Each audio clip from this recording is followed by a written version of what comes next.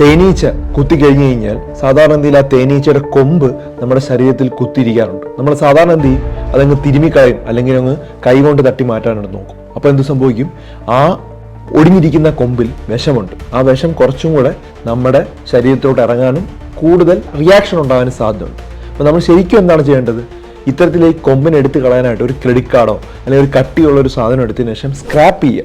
ആ ഒരു ഒടിഞ്ഞ കമ്പ് തെറിച്ചു പോകും. എന്നിട്ട് നമ്മൾ സോപ്പും വെള്ളം വെച്ച് നല്ലോണം കഴുകുക. നീരുണ്ടെങ്കിൽ ഒരു ഐസ് നമ്മളൊരു തുണിയിൽ കവർ ചെയ്തതിന് ശേഷം ആ ഭാഗത്ത് കണ്ടിന്യൂസ് ആയിട്ട് വെക്കാം. എന്നിട്ട് ചൊറിച്ചിലോ മറ്റ് ബുദ്ധിമുട്ടുകളോ ഉണ്ട്, വീക്കം കൂടുകയാണ്, വേദന കൂടുതലാണെങ്കിൽ ഹോസ്പിറ്റലിൽ ഉറപ്പായിട്ടും പോവുക. പാരസെറ്റമോൾ എന്നുള്ള ഗുളിക വേണമെങ്കിൽ കഴിക്കാവുന്നതാണ്. 650 മില്ലിഗ്രാമിൻ്റെ ഒരു ടാബ്ലറ്റ് കഴിക്കാവുന്നതാണ് വേദന കുറയാനായിട്ട്. ഇത് ധാരാളം ആളുകളുടെ അറിവിലേക്ക് ഷെയർ ചെയ്ത് കൊടുക്കുക. പല ആളുകൾക്കും അറിയാത്തൊരു കാര്യമാണ്. പലപ്പോഴും അവരിങ്ങനെ റബ്ബ് ചെയ്ത് എടുത്ത് കളയാനാണ് ശ്രമിക്കുന്നത്. അത് തികച്ചും തെറ്റായിട്ടുള്ളൊരു കാര്യമാണ്.